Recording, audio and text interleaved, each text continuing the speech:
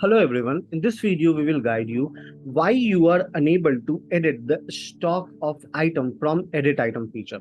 So let us go to our inventory module and I will brief you why you are unable to edit it.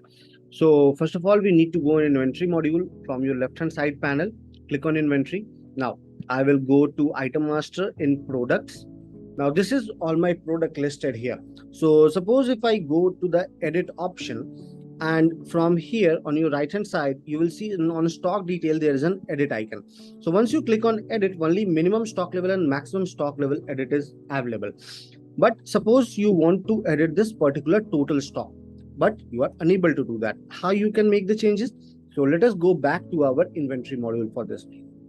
As after adding any item, each and every stock does have a movement and also a price is included.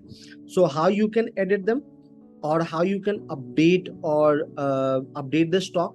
So we do have three features for that. First of all, here is an edit icon which we have provided on the current stock. You can click on this and you accordingly you can add stock or reduce stock along with the change in quantity. This will take FIFO cost by default of the stock. Also, we do have update stock feature here.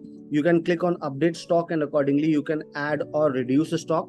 You can show all fields and just unselect the FIFO price and put the price manually after selecting the item.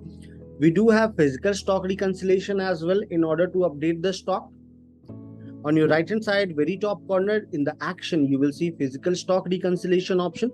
Click on this and accordingly download. After downloading the template, you can make the changes and upload the Excel sheet in order to make the changes in stock. So this is how you can update the stock after adding the item with all the three features. From that edit option, as because it is just the stock which is being displayed, so only minimum stock level and maximum stock level can be edited. I hope this particular video will be helpful to you on how you are unable to edit the stock from edit item. Have a good day ahead.